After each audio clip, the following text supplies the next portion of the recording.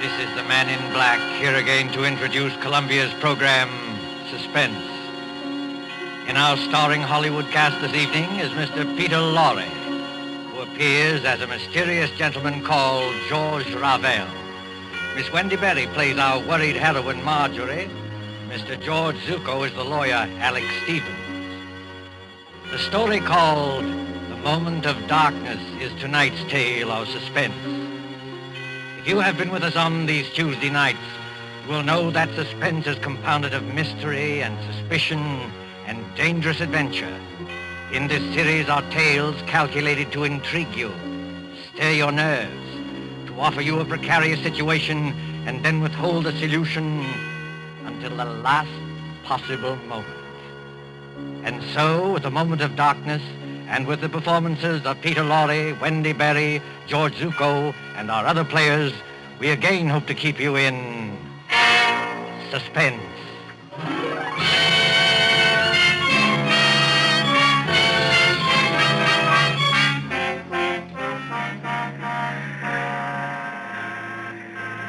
The Train Bleu crack express train from Paris to the French Riviera, which in these carefree days before the war used to make the journey from Paris to Nice overnight. At the Gare du Sud, on this particular mild spring evening, the train with its glistening wagon-lits or sleeping cars waits in a station filled with smoke and the iron coughing of engines. You can hear the excited crowd and the slamming of compartment doors. You can see the guard standing by with his watch in hand, with his horn ready to blow as a signal. En voiture, messieurs les voyageurs! En voiture! You better get in, Emily. The train's just about ready to start. Commotion there. The last moment just before the signal, a girl in a light summer dress carrying a small suitcase hurries along the platform towards car number 10. The girl is blonde and evidently English, and as she hurries towards the guard... En voiture! Dépêchez-vous, mademoiselle. Hurry up, please. Oh, yes, of course. Is this carriage number 10? Oui, mademoiselle, numéro 10. Hurry up, please. Thank you. I'll get in. Et maintenant...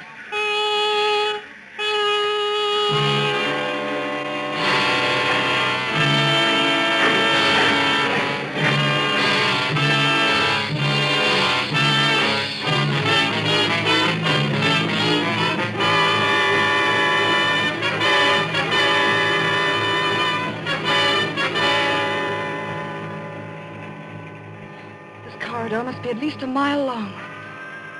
Car 10. Compartment number 6. Compartment number 6. Compartment... Oh, here it is. Yes, come in. Mr. Stevens, Oh, I beg your pardon. That's quite all right. Won't you come in? I thought this was Mr. Stevens' compartment. It is his compartment. I'm sharing it with him. He is on the train, isn't he? Oh, yes. He's going to look for some luggage that failed to turn up. In the meantime, won't you come in and sit down? Thank you. As an old friend of Toby Stevens... Why do you smile? Nothing. It's just odd to hear a dignified man like Mr. Stevens called Toby. That's all. Well, it suits him. As an old friend of his anyway, may I introduce myself? I'm Ken Blake, on vacation from the American consulate in London. How do you do? My name is Gray, Marjorie Gray.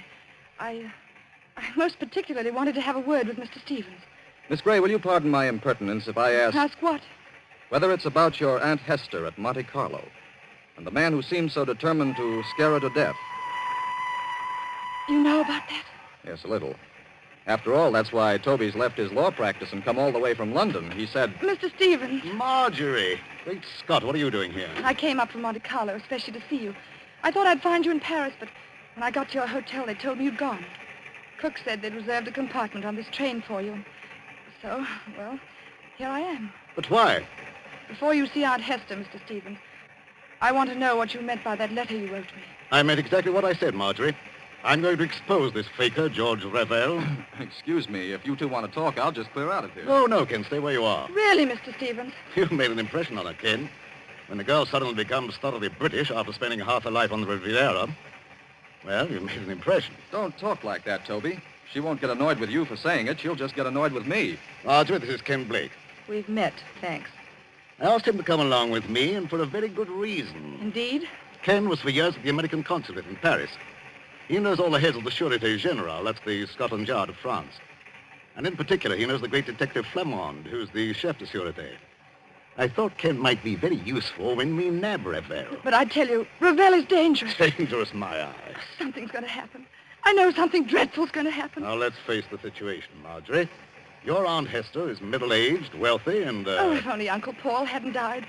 He was the decentest person I ever knew. But he did die, my dear, and Hester can't be consoled. She can't eat, she can't sleep, she can't think of anything except getting in touch with his spirit.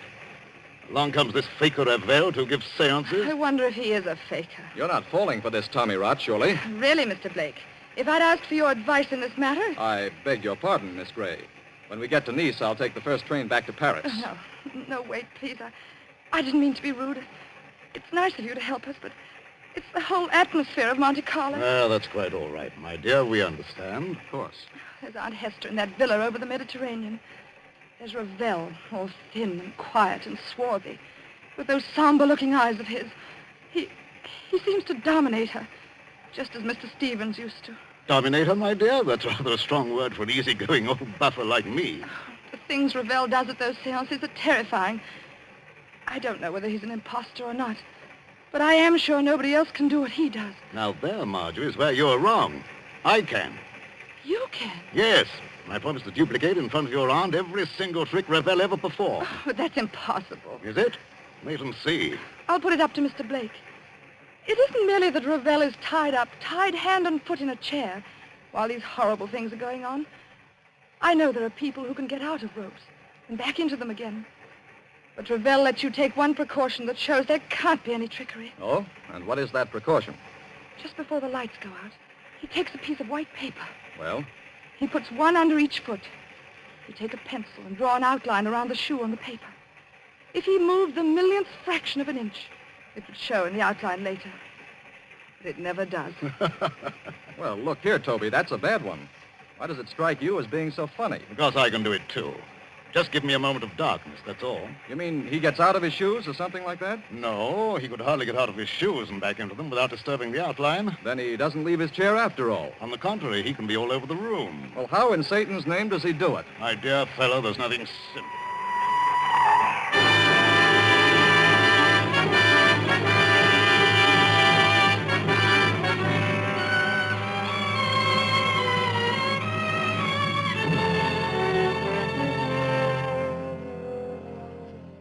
The Villa Bijou, Monte Carlo, the next evening. On the lighted terrace, that white villa, overlooking the olive groves and the sea, three people are seated at their ease, enjoying the night air. Below glitters the town, a white palm garden.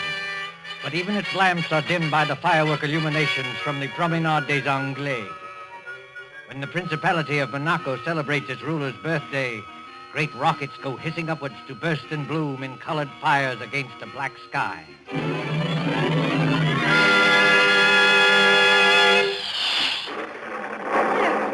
I don't like those fireworks. The noise upsets me. I wish they'd stop. Never mind the fireworks, Hester. You've heard my proposition. Give me an answer. Oh, what's more, you spill broth on your jacket at dinner. You're the clumsiest eater I ever saw. Here. Let me take a handkerchief to it. Please, Aunt Hester, won't you answer Mr. Stevens? Why don't you two let me alone, both of you? We're only trying to help you. Don't you believe that? Oh, yes, I believe it, but I'm happy. I talked with my husband twice last week. Now, look here, Hester. This has got to stop. Why? Ravel's a fraud, and I can prove it. If Monsieur Ravel is a fraud, what is he gained by this? Has he not asked for money? I don't know, has he? No, not a penny. You haven't changed your will by any chance. People do queer things sometimes that even their solicitors don't know about. Oh, no, dear, I haven't changed my will. When I die, Marjorie inherits everything. I am a lonely woman. I'm getting old. I haven't got much to look forward to. Now, why don't you go your way and let me go mine? Suppose Ravel is a fraud. Just suppose it. Well, all right, have your way. You wouldn't like to think you'd been deliberately tricked and imposed on now, would you? Oh, no, of Now, course listen, not. Hester. If I prove to you these so-called miracles were really tricks that I can do myself, Oh, don't be ridiculous, Alex Stevens. I offer to prove that here and now. Would that shake your faith a little? Yes, I suppose it would. But how did you become so clever all of a sudden? How did you become so gullible all of a sudden? You used to scoff at this sort of thing. You used to be gay and lively and go to the casino. Well, that was before Paul died. You're shivering, Marjorie. If you feel cold, put on a wrap. I'm not cold. It's only... Only what? Got a kind of presentiment that there's something dreadful hanging over us. I can't tell what direction it's taking or who's in danger. But I'm sure it's going to burst. Just as sure as By George, look at that rocket. Yes. Red and gold stars. And a deathly white blaze like the life we're living. You can see every leaf in the garden. Every blade of grass. And we can also see, look there, Ravel and Ken Blake coming up the path. This Ken Blake, Mr. Stevens. Are you sure he's quite honest? My dear Marjorie, Ken's all right. I've known him for years. I thought he came here to help expose Ravel. But he and Ravel are as thick as thieves. What sort of game is going on here? Game, mademoiselle? You spoke of a game? Yes, Monsieur Ravel, I did. So did I, friend Ravel. Are you ready for my demonstration tonight? Demonstration? In the seance room upstairs. You claim you can bring back the dead. Pardon me, monsieur, I claim nothing. When I'm in trance, I cannot tell what happens. But I can. I'm going to make ghosts walk by perfectly natural means. You know, Monsieur Stevens, I don't understand your logic. Logic? Yes, you wish to, how do you put it? Expose me? But how will you expose me by these childish tricks? If I show you a counterfeit 10-pound note, does that prove there's no Bank of England? I'm not going to argue subtleties with you. You can always beat me there. I'm a plain, ordinary man with a little common sense to back me up. No, come on, my friend. Not an ordinary man, surely. Just exactly what are you hinting at? Yes, I'd like to know that, too. Oh, Madame Hester, believe me, I didn't mean to upset you. I wouldn't upset you for anything. No, I'll bet you wouldn't. Oh, I kiss your hand, Madame. I'm all apologies. Well, let this gentleman do what he likes. But I warn him, it is dangerous. Dangerous? How is it dangerous? That's the first time you've spoken, Mr. Blake. Why have you been so quiet? Please, Marjorie, please now, be a good girl and stop interrupting. Oh, I'm sorry, Aunt Hester, but he's been muttering to himself and moving from one foot to the other and looking guilty. Confound it, I'm not looking guilty. Aren't you? No, it's a hot night. I don't like this business at all. Why will a seance be dangerous? Why? Because we shall be tampering with evil forces. Evil forces, my foot. Oh, you doubt it? Yes. This brave Monsieur Stevens is challenging the unseen world. He's mocking at forces he does not understand. Believe me, monsieur, they are not mocked without danger. I'll risk that, thanks. Well, up in a seance room, with a door bolted on the inside, we shall be at their mercy. The evil forces, the elementals, will wax and grow strong. They can take us in their grip, as I take this walking stick and... You've got strong hands, Monsieur Ravel. The hands of evil spirits are stronger, much stronger. I'm afraid. I wonder if we ought to do this. I've been wondering the same thing. What does your aunt say? Well, I don't know what to say. I'm so confused. And I want to break down and cry. I suppose we'd better do it, or Alex Stevens will never let me hear the end of it. For the last time, monsieur, will you be warned of danger? No. Very well. Oh, Madame Hester. Yes, Monsieur Ravel. Do you believe that I'm an impostor? No, dear, of course not, but... But in your heart, you're not yet convinced. Well, I don't know. I'm not such a fool as some people seem to think. But if something did happen, something to show there are living forces beyond this world, it would convince you utterly? Oh, yes, I suppose it would. Then, shall we allow Monsieur Stevens to go on with his demonstration? I have a feeling we shouldn't do this. Oh, I'm afraid.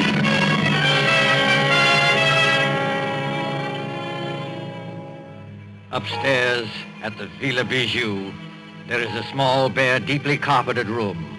Its only furniture consists of a round table, 5 chairs, and a large cabinet phonograph. There is only one door, and there are no windows. In one chair, a little way back from the table, sits Mr. Alexander Stevens.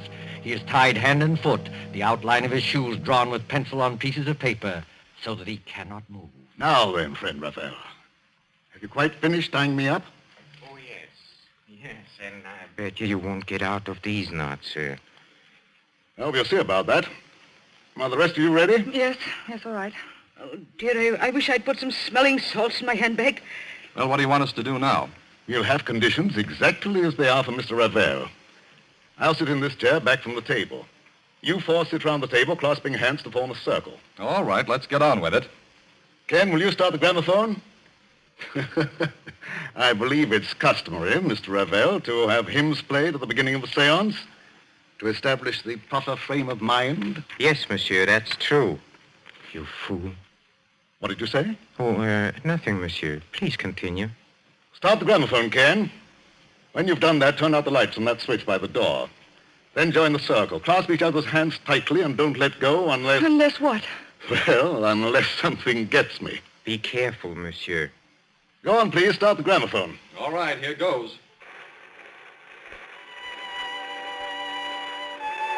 Now the lights, Ken. Switch off the lights. Lights? Yes. There you are. It's pitch dark. I can't see my way back to the table. Here, Ken. Here's my hand. Thank you. Mine Thanks. on the other side, Mr. Blake. Thank you. I've got my bearings now. Are all of you clasping the hands of the next person? Then quiet and wait for what's going to happen.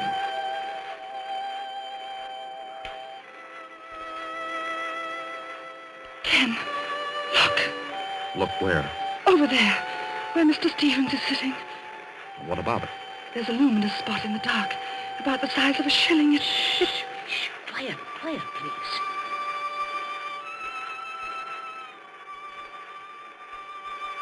Did anything touch the back of your neck? No. What was that? It's Alex Stevens. I know it. This was not on a program, madame. Break the circle and get those lights on. The luminous spot is still there. Oh, hurry, Ken. I can't see my way in the dark. I don't know which direction the lights are. Wait a minute. Here's the wall. If I grope along here, I ought to find the switch. Yes, here it is. Lights. Quiet. Silence, mademoiselle, if you please. What's wrong with Mr. Stevens? What's that sticking out of his chest? It's the handle of a dagger. And a good deal of blood has soaked through his coat, too. Oh, Monsieur Blake, will you turn off this gramophone? Yes, certainly. But you're not saying that Toby Stevens is dead? I'm afraid he is, my friend. That's a direct heart wound.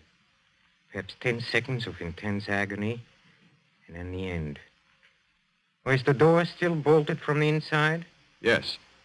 Then we are all alone, here, the four of us. This rash gentleman, one imagines, did not kill himself. He's too well tied up. I know who killed him. Mr. George Ravel. You did, with luminous paint. I killed him, mademoiselle? With luminous paint? I mean, that was part of the trick. You tied him up. You were the only one who touched him. And? What of that, mademoiselle? Luminous paint doesn't show up in the light. You smeared a little of it on his coat. That showed you exactly where to strike in the dark. I commend your good sense, madame. But there are 2 excellent reasons why I had nothing to do with this. The first reason I must keep to myself, but the second reason can easily be proved. Well, what is it? Well, up to the time that man screamed, you yourself were holding my right hand, and Madame Hester was holding my left hand. Did either of you let go at any time? No. No, that is, I didn't. What about you, Aunt Hester? No, Marjorie, dear. I didn't let go either. He never moved. Hold on. Wait a minute. Well, monsieur, speak up. I was holding Marjorie's hand on one side and her aunt's on the other. And they didn't move either. Nobody let go or left the circle. That's true. Consequently, none of us could have killed Toby Stevens. Yes, it is true. Somebody must have sneaked in here. Oh, no. As you said yourself, the door is bolted on the inside. Then who the devil did kill him? Well, that's the question. Has anybody ever seen that dagger before? No.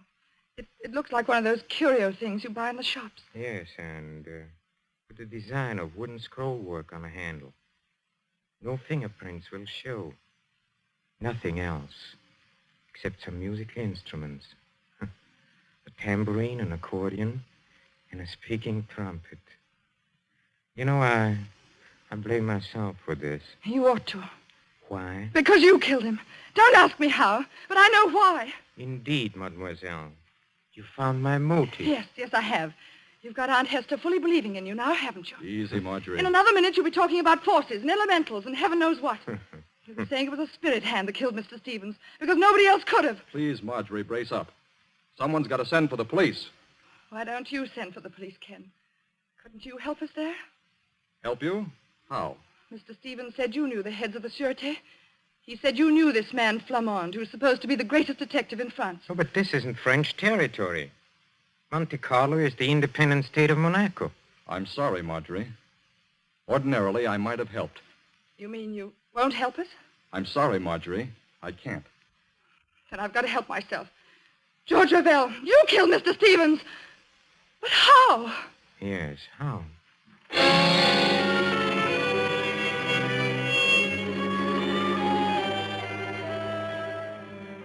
24 hours later, 24 hours of blind puzzling. In the railway station at Nice, 9 miles from Monte Carlo, the night express for Paris is already underway. The guard has blown his signal, and the great wheels grind. A young man, hatless and worried, pushes through the crowd past the already moving train. Non, monsieur. C'est défendu. Vous êtes trop tard. Too late, nothing. I'm getting aboard this train. Prenez garde, monsieur. Prenez garde. I'm sorry to have caused you any trouble, guard. But do you happen to know whether... Marjorie, Ken Blake, what are you doing on this train? exactly the question I wanted to ask you. Walk along the corridor with me, will you? All right. Marjorie, you little idiot. What's the idea of running away? If it's any of your business, Mr. Blake, I'm not running away. I'm merely going to Paris. You were told to stay in Monte Carlo. Don't you know you can land in jail for this? They'll put you in jail, too, won't they? Yes, I suppose so. But what's the idea of going to Paris? First of all, I had to get Aunt Hester away from that man, Ravel. She really thinks he can call up ghosts now. Is your aunt on this train? Yes, in that compartment there. Second, I'm going to Paris for some real help. I'm going to the Sûreté. I'm going to see this man, Flamand. You won't find Flamand in Paris, Marjorie. And you'll certainly never get him to arrest Georges Ravel. Oh? And why not? Because, my dear idiot, Georges Ravel is Flamand. What are you saying? The man who calls himself Ravel is really Flamand, the head of the whole French Detective Bureau. He made me promise not to tell anybody. Oh, then that's why you've been looking so guilty for 2 days. Yes, I tried to tip you off today, but the police were with us all the time. So he is a fake spiritual medium. Mr. Stevens was right about that. And I still say I'm right about the other thing. Whoever he is, Ravel killed Mr. Stevens. But how and why? Oh, I don't know. This alleged detective. Did he tell you why he was masquerading as a medium in Monte Carlo? No. All I know is that we're in one sweet mess. We've left town without permission. They'll probably stop the train and send us back in a patrol wagon. Oh, no, my friend. That won't be at all necessary. Ravel! Yes, mademoiselle. Ravel or Flamand. Well, since you know me as Ravel, call me that. You knew that I was on this train? Oh, naturally. Look here, old man. I kept quiet about you because you swore it was a matter of life and death. But will you answer a couple of questions now? Oh, with pleasure. Why did you pose as a medium? Because the Monacan government employed me to trap a murderer. So I had to work, how do you say, undercover. All right. Why was Toby Stevens killed? Stevens was killed because he was a blackmailer. A blackmailer? Yes, mademoiselle. Does that surprise you? Yes. Oh, yes, of course. Very much. I tried to warn Stevens, but the fool wouldn't listen. And then, well, I wasn't quick enough. Stevens was murdered, of course, by one of us 4 in the seance room. Well, that's impossible. Impossible? Oh, no. The trick was baffling because of its simplicity. I'm sure you killed him. One moment, mademoiselle. Let me show you what I mean by trick, baffling, because it is so simple. Take, for example, the pencil outline drawn on a paper around the medium's shoes. Did Stevens tell you how I did that? No. On this train 2 nights ago, he started to tell us, but... Then he just stopped in the middle of it and laughed. You see, the medium leaves his chair. Well, he makes tambourines rattle and ghost forms appear. Yet the pencil outline is not disturbed. Now, how does he manage it? Well, how does he manage it? Well, quite easily. He returns to his chair, He turns over the 2 pieces of paper. He takes another pencil and draws an outline of his shoes on the reverse side of the paper. You look at it. And imagine it's the same outline we drew. Precisely. So easily are people misled. And it was the same way with a murder. But there couldn't have been any trick about the murder. None of us left the circle. We were all clasping hands when we heard that scream. Don't you agree? Huh? Oh, yes, I agree. I can't stand this any longer. When we heard Mr. Stevens utter that horrible scream... What makes you think it was Stevens who uttered that scream? I beg your pardon. What makes you think it was Stevens who screamed? Well, wasn't it? Oh, you assumed it, yes. We all assumed it. But up to that time, Stevens wasn't even hurt. Wasn't hurt? You see, the source of sound cannot be located in the dark. It was the murderer who uttered that appalling cry. In a few seconds of darkness, before the lights went on, the killer simply leaned across and drove that dagger into Stevens' chest. And you proved that? Yes. If Stevens had been hit at the time of the scream, blood would have blotted out the spot of luminous paint. Yet, Marjorie Gray saw the paint shining after the scream.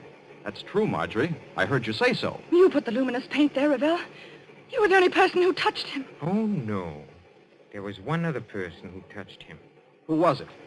Another person, in full sight of you, said Stevens had spilled broth on his coat and swabbed at his chest with a handkerchief. You mean... I mean, of course, the real murderer. Your Aunt Hester. Yes, Marjorie. Your Aunt Hester. Aunt Hester! Keep back, all of you. Oh, so you managed to find the revolver? Marjorie, I poisoned your Uncle Paul. I poisoned my husband, and Alex Stevens knew it. You can't get away, madame. Keep away from that door. I never believed in spiritualism. I let myself be influenced by a medium because Alex Stevens would try to stop it. He was getting money out of me. He wanted no other influence. Don't open that door, madame. But I am opening it. Oh, Aunt Hester, don't! I told you I wasn't a fool as I looked. I had the knife in my hand. Stop her, Ken! Stop her! Ah! Well, mademoiselle, she has committed many crimes, but now she has paid for them all.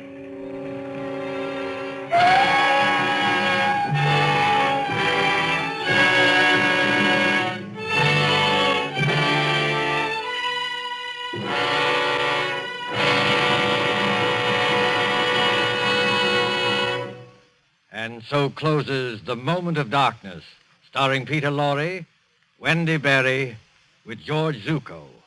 Tonight's tale of Suspense.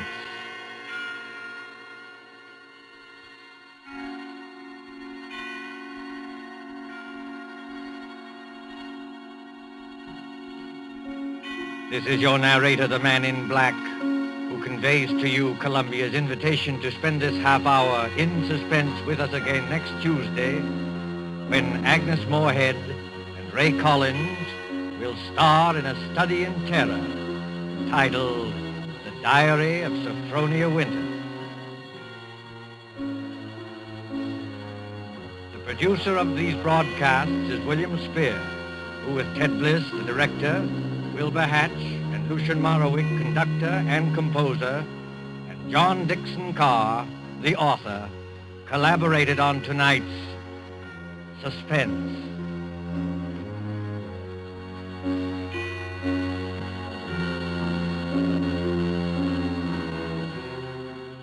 This is the Columbia Broadcasting System.